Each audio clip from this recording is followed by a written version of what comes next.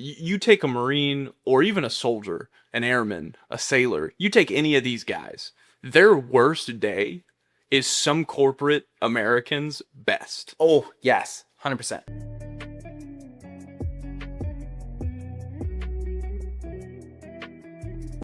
What's going on, everybody? It's that ordinary podcaster with the extraordinary thoughts that tells you to stop being great and be extraordinary. I'm your host, Demetrius, Thigpen, also known as Meech Speaks, and welcome back to another episode of the Meech Speaks Podcast, the live edition. Now, before we get started with this episode, don't forget to head on over to your favorite streaming platform, whether that's Apple Podcasts or Spotify Podcasts, and leave this podcast. A matter of fact, actually, if you don't have Spotify or if you don't have Apple Podcasts, you can head on over to meechspeaks.com and check out the newest episode. And also, guess what we got now? Merch. All right. So with that being said, meechspeaks.com is live. Yes, meechspeaks.com is live. You can check out the newest episode or you can get a merch. We got pins, buttons, hats, and shirts. Now, why is everybody looking at me? I mean, you're in charge, brother. Okay. But coming into this year, I'm not even about to lie to you. The one thing that I asked for was growth. And what I didn't understand about growth is that growth requires transition. Growth requires a certain level of commitment. To be honest with you, growth requires a certain level of discomfort. And today's live episode is special because today I have guests that brought a certain level of transition. They have brought a certain level of growth. They have experienced a certain level of growth, but they've also experienced a certain level of discomfort. Now, to my left, y'all have seen him before. All right. I know everybody was surprised to see him on the show, but this is something that we've been trying to get for a while now. Host and creator of the A2B Podcast, Gurney Sergeant in the United States Marine Corps. He's been a recruiter, man. Y'all have seen him on TikTok, Instagram, YouTube. Ladies and gentlemen, welcome Albert Ramos to the show. I appreciate that intro, brother. Thank you so much for that introduction, man. 100%, man. No, for real. Appreciate you being here. Yeah, thank you for the invite, man. Happy now, to be here. On my right, Sergeant in the United States Marine Corps, 0311, CEO of Fidelity Arms. This man has brought more discomfort in the last 3 months that I have experienced in 6 years. But at the same time that he has brought discomfort, he has also brought growth. And it is an honor to welcome Christopher Woods to the show. What's going on? Hey, it's an honor to be here, right? For the last 3 months, you guys have all seen me. I've just been behind the scenes. But yeah, this is new for me. A couple of guests have seen you. A couple of guests have seen me. I've chewed some people out for bad microphones, you know. You're the reason why the camera quality is went up. Hey, like you said, I've been your headache for the last 3 months. Ain't nothing like hearing somebody tell you like, hey man, like, we can't find you on any streaming platform. Ain't nothing like saying, hey man, like your content's good, but your videos look like shit. Ain't nothing like hearing somebody tell you that you suck on a regular basis and you suck, but if you do this, you're gonna get better. So I'm grateful to have you. I wish I didn't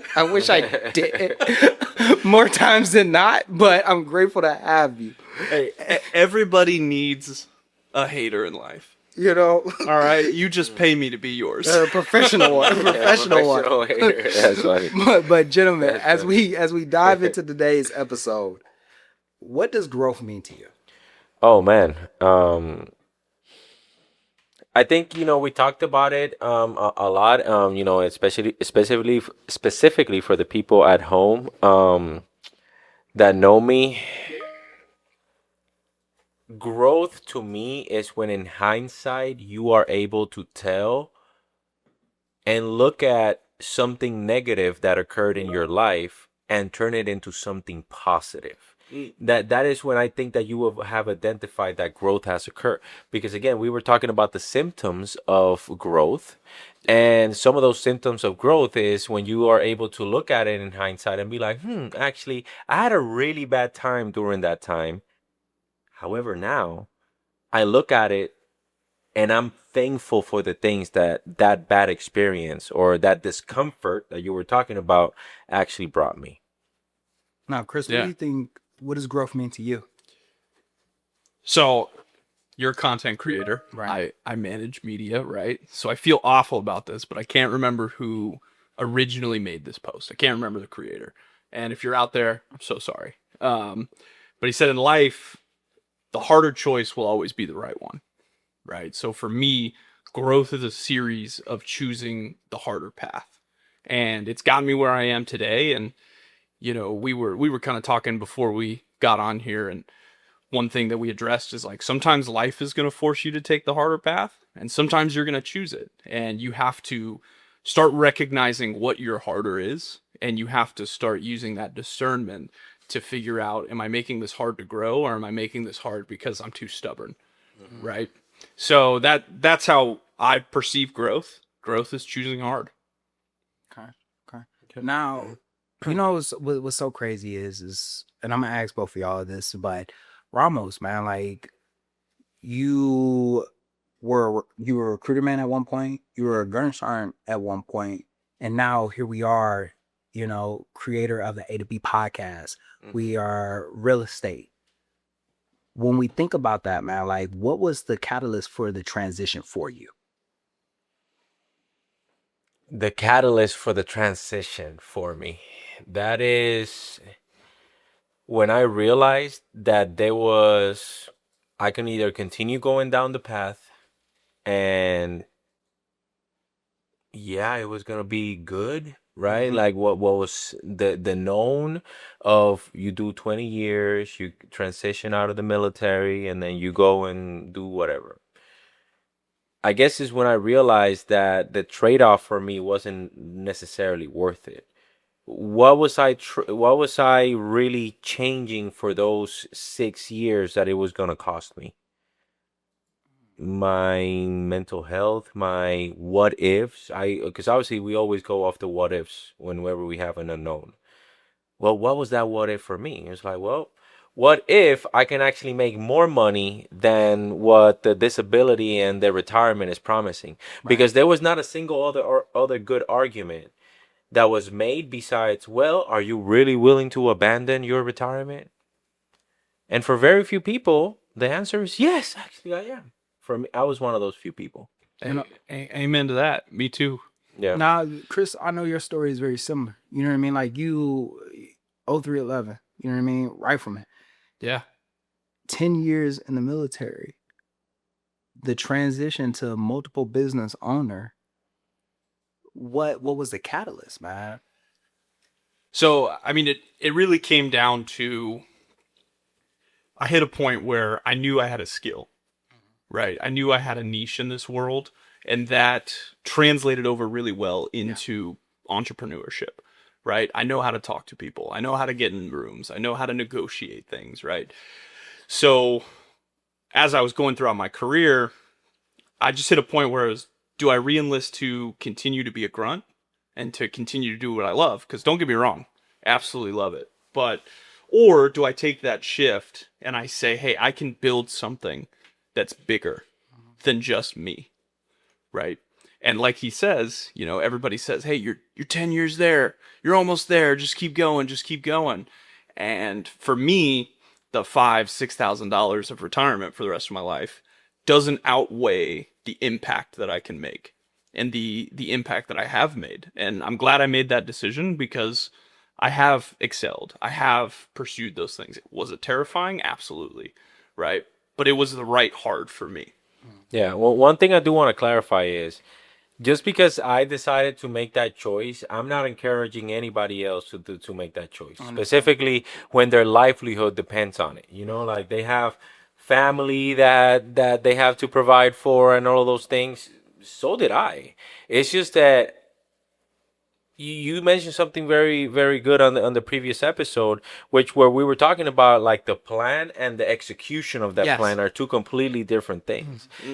For some people, they have a plan of transitioning out of the military, but And they have an excellent plan that they rehearse every single day whenever their staff sergeant goes up to them and be like, what are you doing today, Corporal Smith, for your transitions? I'm gonna go to college. I'm going to go to college. And then after that, I'm going to live with my buddy and do this. And my parents are going to help me. Yeah. Okay, well then, great. But what next? What's gonna happen next? What's gonna happen after that? And that's when I took the guesswork out of the transition, and I decided to start collecting data and be like, oh well, actually, if I'm going through this, I'm pretty sure that there's a good amount of people that are also going through the same transitional things that I will be experiencing, and that's what I did. To your point, though, right? Because people can misconstrue this. When I say choose the harder path, there's a difference between objectively hard and personally hard. Right? Staying in the military and doing 20 years, that's a hard life. 100%. Right? To pursue that next promotion, to pursue being the best, right? If you really boil it down in the military, you're learning a brand new job every 3 to 4 years, right? And you're expected to immediately be perfect at it, or as close to perfect as one can get. Yes. That's hard. Owning a parent company with a couple subsidiaries, that's also hard. For me personally, that was my hard. So I just want to, caveat off what you're saying. If staying in is your hard, chase it. But if staying in is your easy, exactly, very good change point. it. Oh, I like that. You know what I mean? But me just listening to y'all, the biggest thing that I would ask is like, dude, like you were at 14 years. You see what I'm saying? Like you were at 14 years and you decide to get out. I'm pretty sure you heard everybody say like, just do like, it's literally an enlistment and a half. You know what I mean? Yeah. What was the driving force though? Because we're saying like, okay, well, I could easily do another enlistment, and then just do my Twilight tour. Well, the the reason for it was my family, still is. It's just that it just so happened that not even 2 years afterwards, I ended up losing my family anyways. It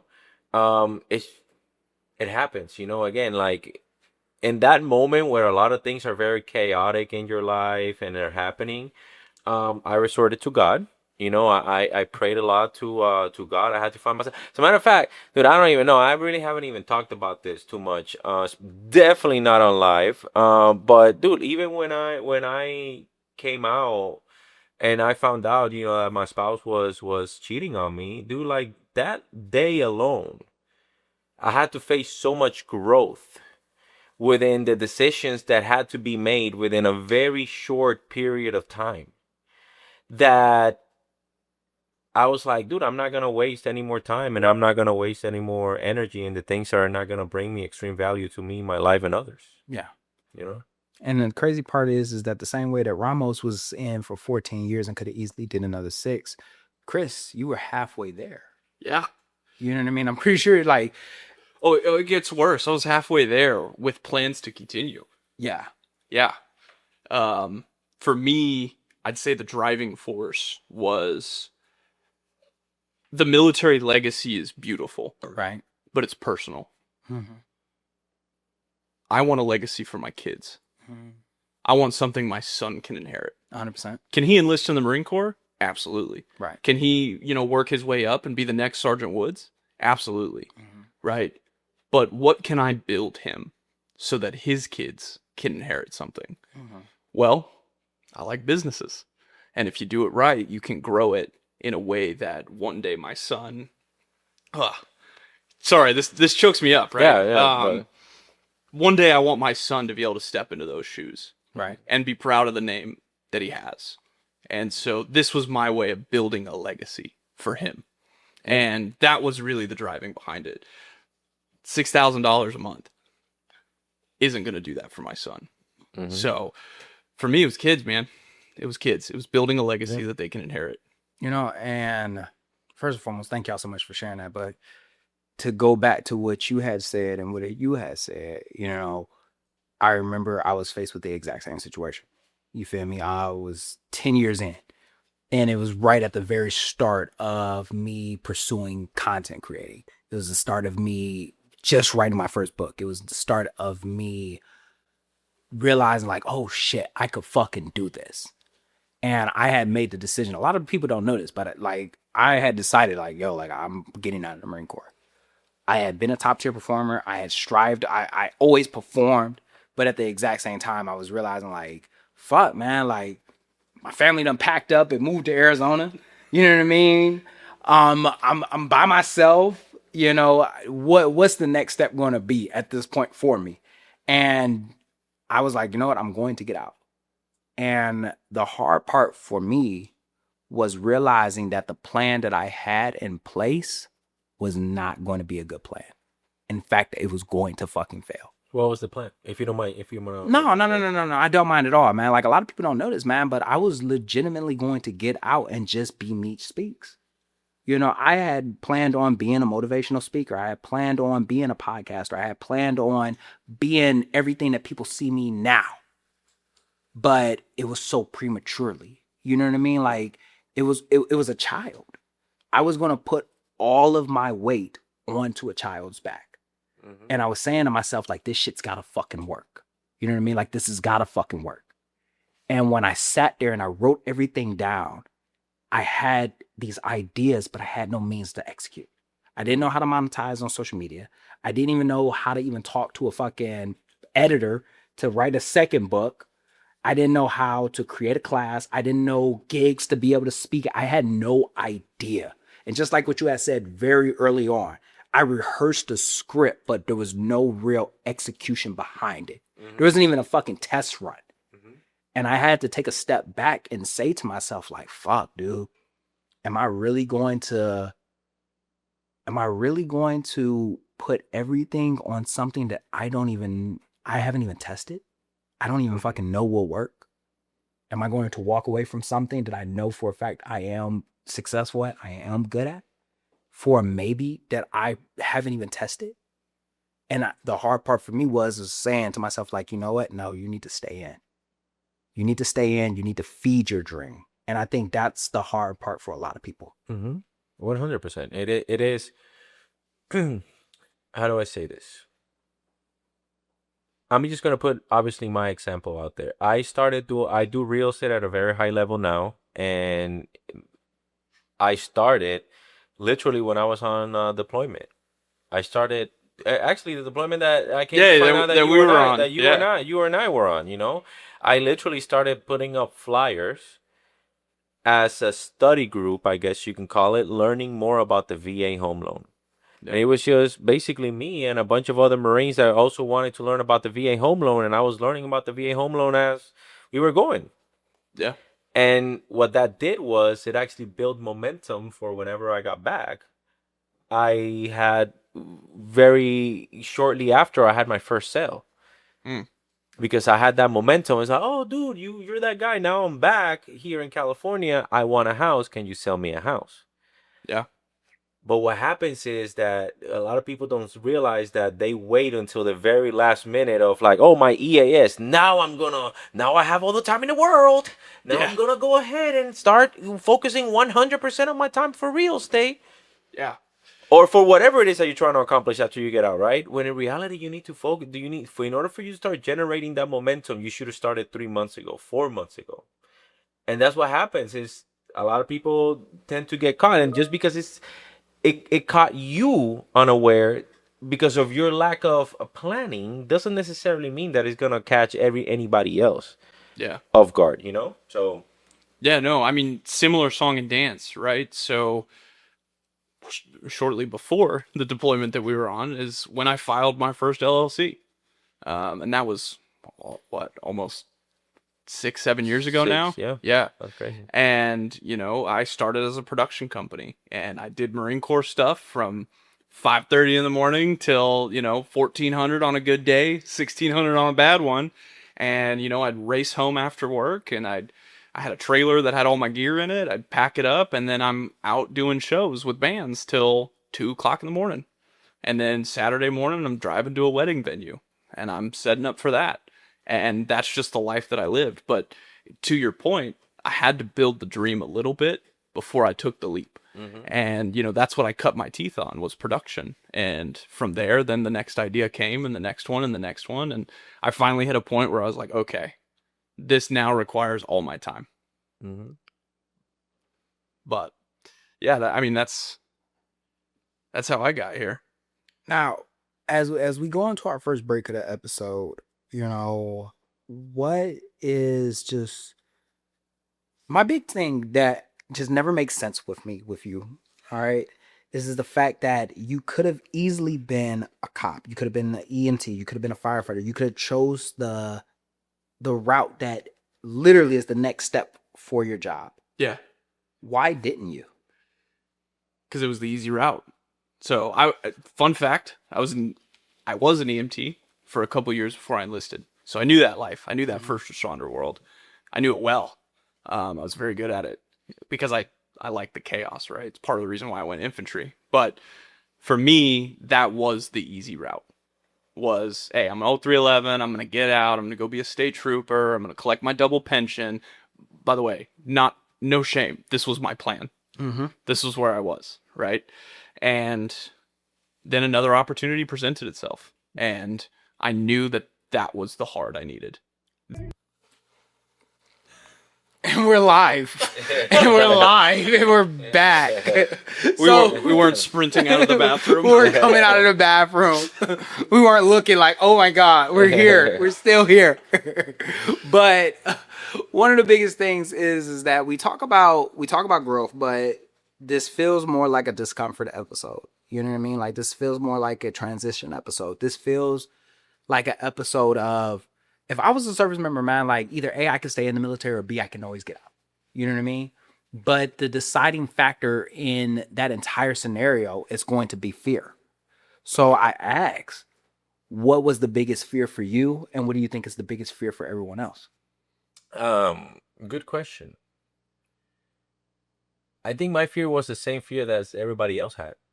Fear of not being able to pay for things, fear of not being able to be the provider, fear of not being the man that my wife at the time deserved, fear of letting my kids down. I guess the same fears that everybody else has. There's absolutely nothing different that in my story than I guess in your story and in their story whenever it comes to fear of anything. Right. We were talking about failure earlier, about what the definition of failure was, right? Well, do we know what the definition of fear is? Fear is not the absence of courage, but the will to overcome it. I like that. So it's, dude, you're gonna be scared. Great. That's what's gonna set you apart from the people that are still gonna get it done. From the people that are not gonna make it, not gonna make it happen. Okay. Yeah. And what about you, Chris? So, a lot of the same ones, right? The one thing that I don't think was hit on, that's my biggest fear, even to this day, is the imposter syndrome. The, oh shit, they're gonna find out that I don't know what the hell I'm doing. Right. Because let's be honest, I'm just making it all up. Somebody calls me and they say, hey, have you ever looked at getting into ballistics testing? Yeah, I have. Tell me about it. Oh, well, I have this great business idea, but, you have the investors, you have the back, like, you should do it. Yeah, I was already thinking about that. No, I wasn't.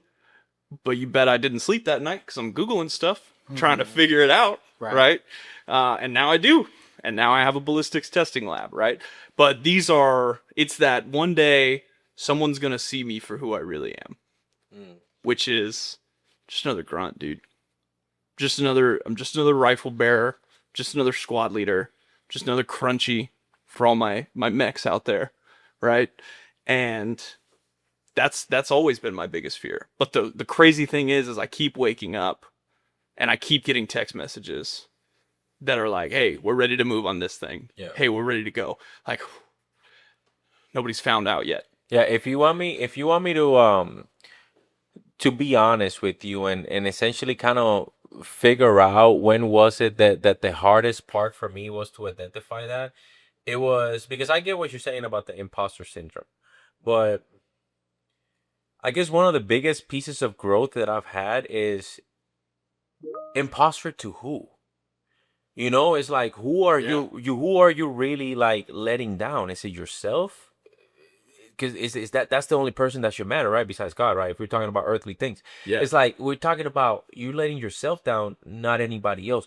Who the hell cares really? And that's one of the biggest things that one of the biggest factors of growth that I had to do in my life, because I was always leaving to please everybody else. Yeah. And it's like, dude, like what makes me happy? Because if I am a happy person, then my kids are going to see what happiness really looks like and not what pretend happiness looks like here in America. You know, that's just, it's like, if I'm happy, now I'm a happy husband and I'm able to communicate things effectively and happily to my wife, because that is what I'm happy. Is that, am I taking this too deep, Meech, or you know, I don't know if I'm taking this too deep. No, not at all. Because before I touch on that piece right there, Chris, you had said something earlier that really stood out to me, and it was about like an employer that has a service member with them right now that works for them. Oh, yeah. So I sit on a board for a CEO and founders roundtable, right? And one of our members, he did 20 years in the Army, gets out of the Army, goes and gets a job just like the rest of us, right? Does his resumes, does his TRS, do your TRS, right? And he spends 40 years in an industry as a steel estimator, right? Man's 65 years old. He got fired from his job a couple weeks ago. He ain't got enough for a pension. And we both know that Social Security ain't going to cut it, right? And the reason he sits on this board with founders and CEOs, because we connect civilian CEOs with veteran business owners and founders, right? That's the whole purpose of our nonprofit. And he sits on that board as perspective, Right. To talk to these young guys that don't ever pursue, or they think the dream isn't outlined enough, or I'm not ready for that jump, to tell them this is the other option, Right. and this could happen to you.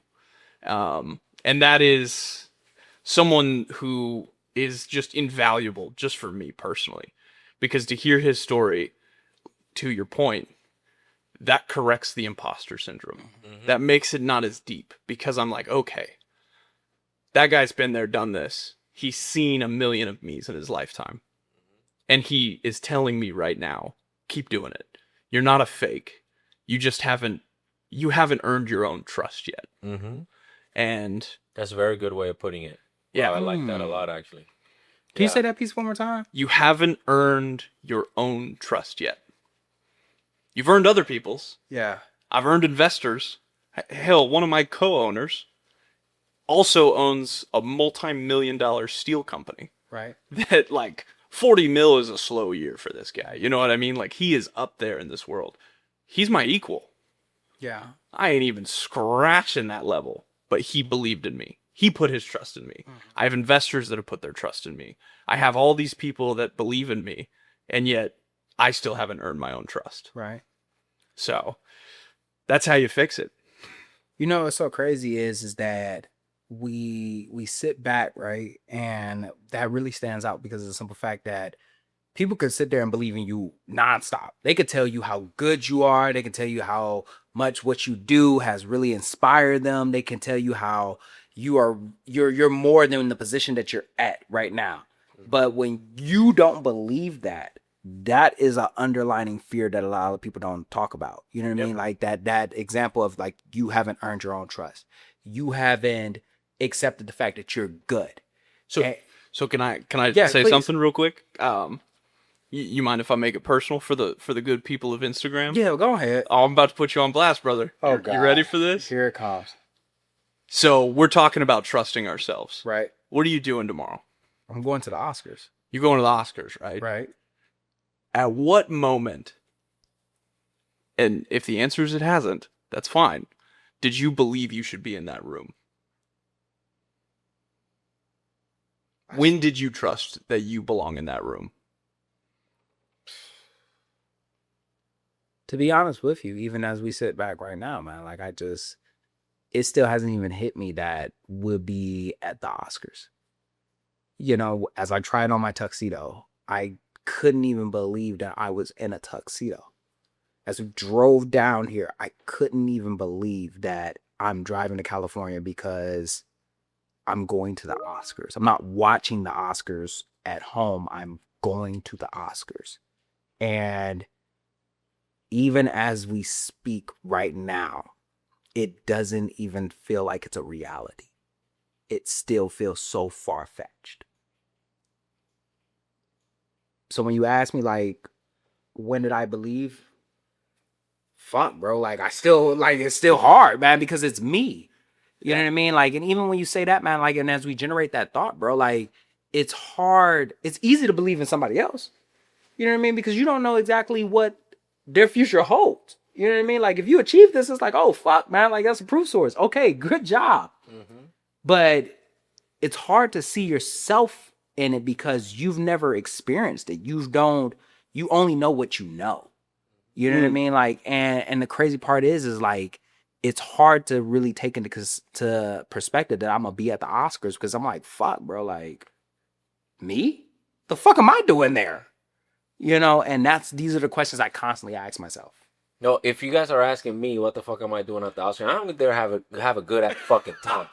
That's what I'm gonna do. I'm just gonna go there. I'm gonna have a good ass time because shit, like I'm at the Oscars. You wanted to be at the Oscars? Like, I don't know. This opportunity, by the way, which I very publicly want to say thank you, for the opportunity of taking, me to the Oscars. Like I said, I'm a dumbass kid from freaking Puerto Rico. It's like, what the hell am I doing at the Oscars? Yeah. I'm going to tell you, if you guys are asking very specifically, I can answer that questions. I am, mira. Yeah. Chillando goma. Hey. Little tidbit to all the young media gurus out there. Get into management, because my job was just buying the ticket. But now, what's so crazy about that entire situation, man, is that you said, you haven't earned your trust yet. But the one thing that stood out, man, was that you said, like, how there are some managers that have veterans in their employment right now and don't even realize, like, how good they are. Oh, yeah. Yeah, that's a huge thing that I see. You see it all the time. Veterans, the number one issue that I've identified, especially, and you speak more to general veterans, I speak more to the owners and founders that want to get out and start a company. Right. These guys truly don't understand what their service was, right? They're finding themselves sitting in a cubicle, punching in, punching out, doing entry-level job stuff. And their bosses don't even know. Yeah. They don't even know that 6 months ago, that Marine handled 800 different training profiles. Right. 800 different pay schedules. 800 different medical records. 800 different individual dependent lives. Mm-hmm. These dudes relied on that Marine to, like, have a good career. Right. To, like, keep being able to pay for their kids to go do whatever they do, right? And they have no idea, sitting in that cubicle, how valuable they are. Because if that manager, if that company owner knew that you were capable of that, brother, get out of that cubicle. Yeah. I need a CEO. Guess what? I have 400 employees that all need to be managed. You're telling me you did it for 8? 1,000? You were at a G level and you did it for a whole regiment? Get over here. What are you doing sitting there? Mm-hmm. But we don't know how to communicate that. We don't know how to speak to that because for us, our military service it's just normal. I just wake up, I go to formation at 0530. I go do what I gotta do. I'm gonna mess a couple things up. Staff sergeant's gonna get in my ass about it. And then I'm gonna go home, play Call of Duty, drink a couple beers, and go to bed. Mm-hmm. And I did that for years, right? And now I'm in this whole new world. I don't even know how to talk good about myself because this is just normal. High performance is the expectation. So now when... Is it the expectation, though? It is in the Marine Corps. I don't want to talk about it too much, but go ahead, Meech. No, because of the simple fact that it goes back to what we had talked about when we said about fear of failure. And I will always say that the expectation is to perform high because of the simple fact that we joined during the time of war. you know, and failure always equated to death. You know, whether you were a rifleman and you miss you police calling, you miss something, go ahead, write a letter. You just got that person killed. Yeah. To a maintainer who didn't do a proper job on the gear. All right, well, this gear just went down and everybody else in the fucking that was there is now fucking dead because of the simple fact that you fucked up. And when you have that underlining, yeah, we know the definition of what failure means, but when it's constantly told that it equates to death, it just raises the bar of what your performance in your job is going to be.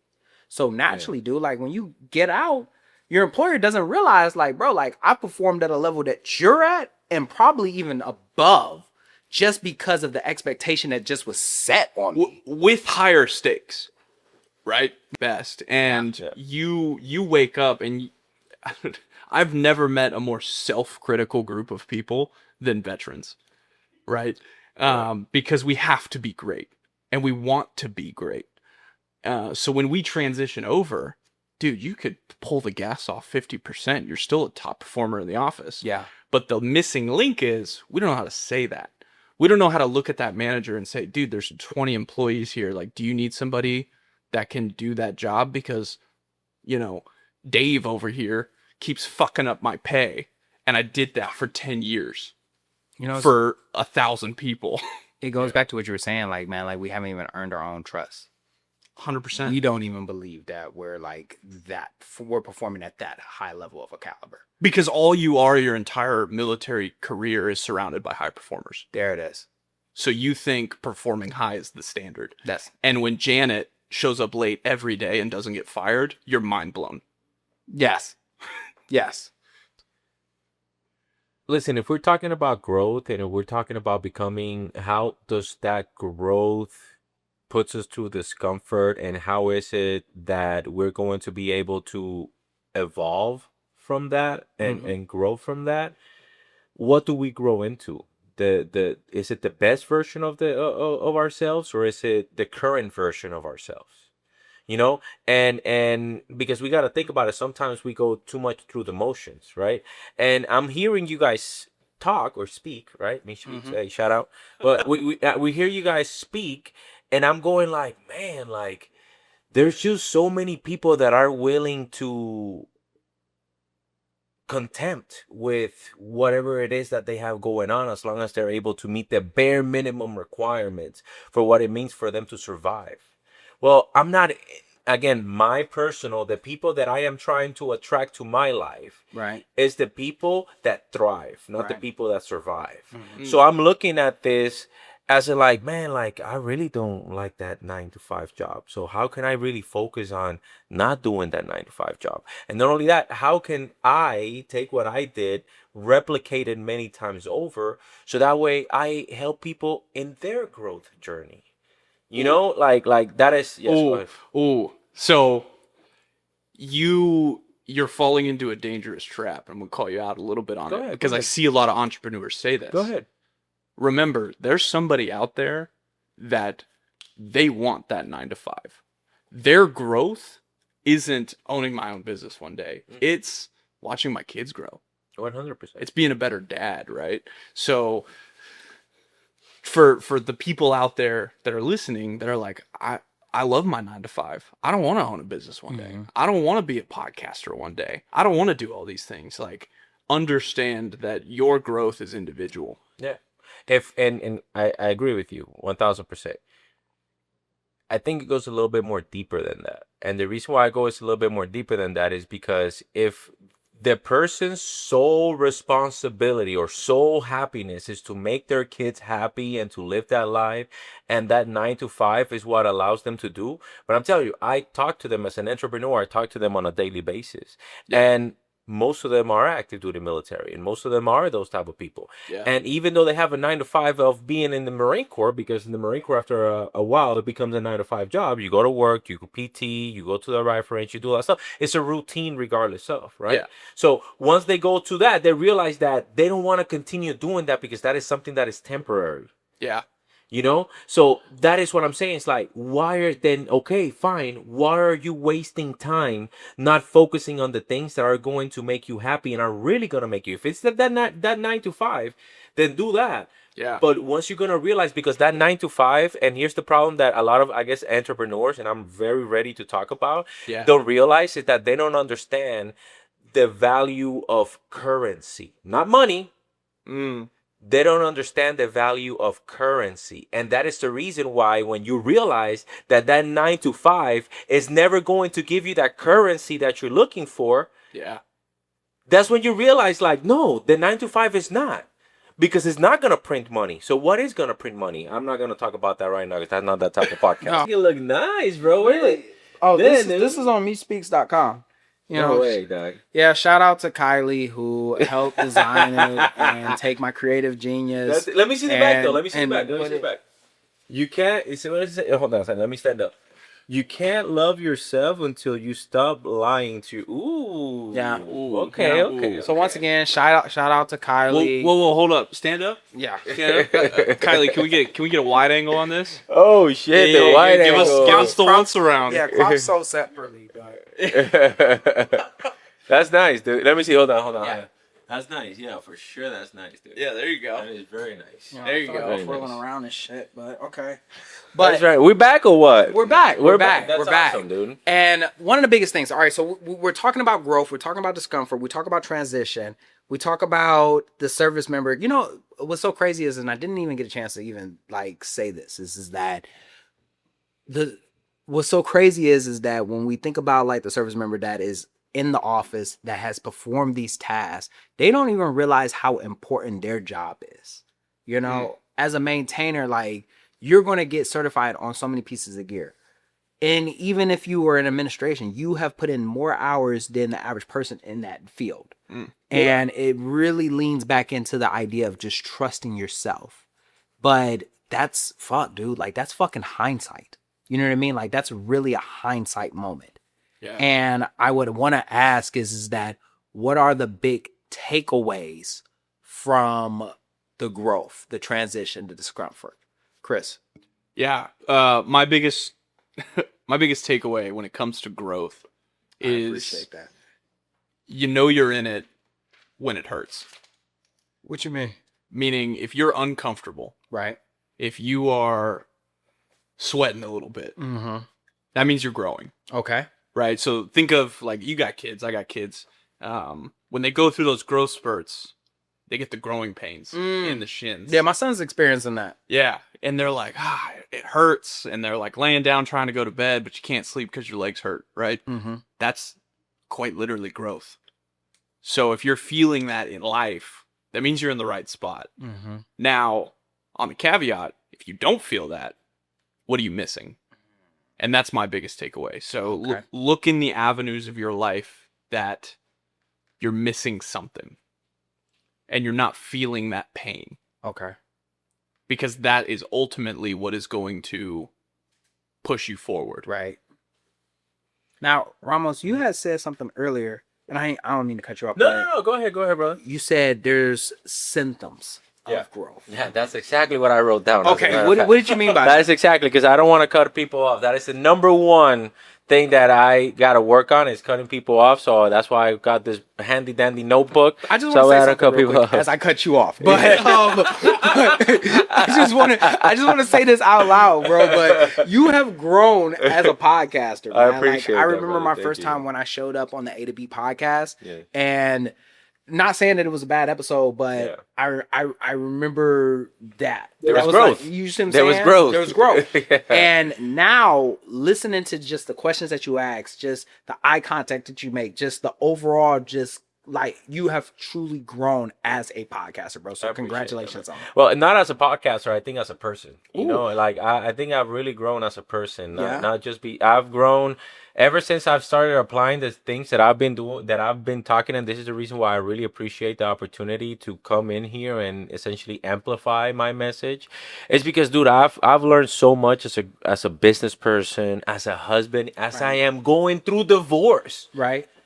As I am going through divorce, I've learned how to be a better husband. You know how crazy that is? You know, Wait, what do you that. mean?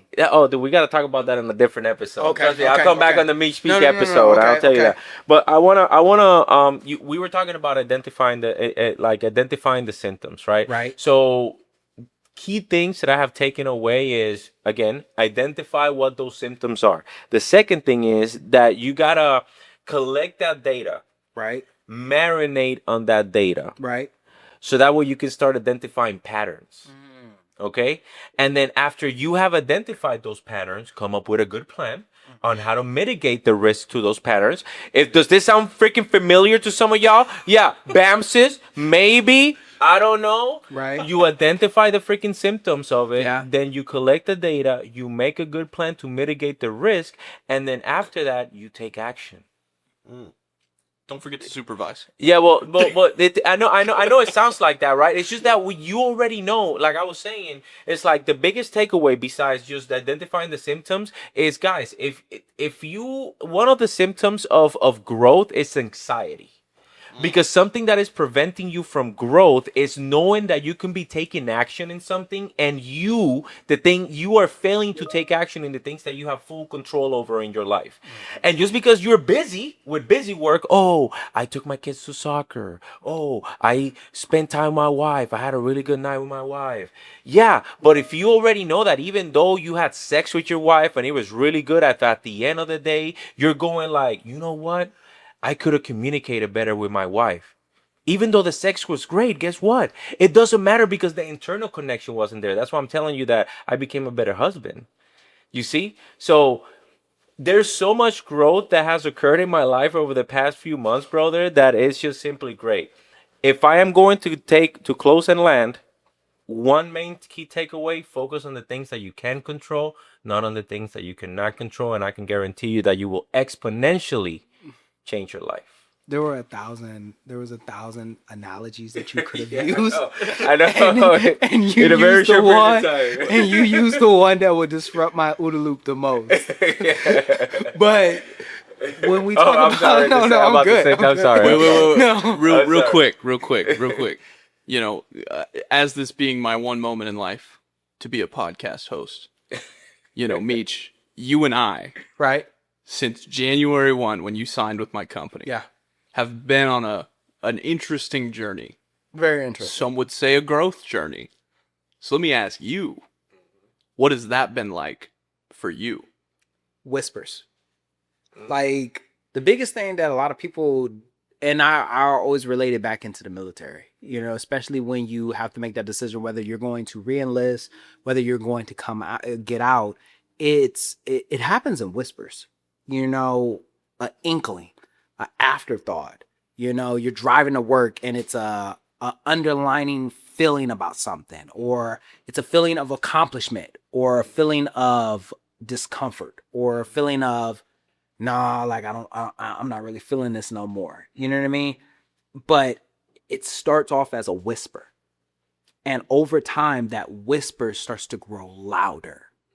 And once again, whether that's to stay in, to get out, to pursue this, to not pursue this, to say yes, to say no, it always starts small. And the more that you ignore it, the louder it starts to get. Yeah. And next thing you know, it no longer is an internal thing. It's not something that you're thinking. It's something that you're starting to see. It's something that you're starting to experience. It's something that you're witnessing it. And that's that moment in growth right there. Is when the whispers become something louder and you have to ask yourself, like, do I take that step? Yeah. That was, and I bring that up because, dude, like, that's what it felt like when I decided to work with you. Yeah. It was a whisper. You know, it was hey, how much do you make from social media? And I'm like, bro, I ain't making shit right now. Like, to be honest with you. But it was a small conversation from there. Or, hey, have you looked up yourself online? Or what's your long-term plan? Little things like that create these long-form conversations in my head. That's what it looked like. And then the hardest part, because we always talk about like the extreme of growth. You know what I mean? We always talk about like the extreme of taking the next step forward or committing to something. Fuck, the hardest part is just saying yes. is accepting the reality that you're in right now. That is literally the hardest part. And sometimes it almost feels like as if like, dude, like, I don't even know if I'm making the right choice. But I have to make a choice. That is so deep, dude. What you just said, a lot of people are not going to understand, and it's going to go over a lot of people's head. Yeah. But what you just said is so freaking deep, dude. And I hope that people really take a moment. If I were y'all, I will rewind that last part, and I will watch it at least 15 different times. Yeah, for sure. Yeah, with the whole trusting yourself too. If you want to grow, accept that there's greatness in you. Don't trust it. Just accept it. You can trust it later when you trust yourself. But just know that there's greatness in you. And somewhere there is a job title. There is a business idea. There's a podcast studio. You know, there's a real estate market that requires you. Yeah. You just got to go figure out what it is. I just wanna say, pushing that podcast studio on me. You're really pushing it. I'm gonna get you in. I just want to say one last thing, and I don't, and I want to say this because I really want people to kind of relate, man, and kind of see that this hasn't been a walk in the park. A lot of people see the A2B podcast or the Veteran Media Hub, how it's called now, and the growth that has occurred, but nobody saw me when I was sitting down in Puerto Rico crying my freaking eyes out because everything in my life was falling apart. And I'm talking about literally every single piece of my life was falling apart. That was the realization that I had to do the hard thing. I was there. That was the day actually that I had to go back from Puerto Rico back to California and face my reality, which was like, damn, I just lost my kids. I just lost my family. I just lost my house. Literally lost my cars, lost everything, dude. And I had to that was the moment that I had to come down to that realization. And you know, the part that really messed with me the most is realizing that I had zero control. And that was the moment that I had a 2.5 hour car ride from San Juan to my little hometown in Mayagüez. And I gave control to God, you know, and that's something that if we're going to end this in any type of way, you know, to save every one of our watchers, I don't care how many people are watching, like, dude, like at the end of the day, the things that we're talking about is the things that are within your control, right? But the things that are not within your control, give them to God, because if not, they will become a burden in your heart. And they will prevent you and give you a glass ceiling for the rest of your life. No matter how successful you are, they will give you a glass ceiling, man. So if there's anything that I can suggest is let go and let God, and have extreme ownership and control over the things that you can control, brother. That is the one key thing that I want people to take away, man. I like that. Chris, what do you got to take away?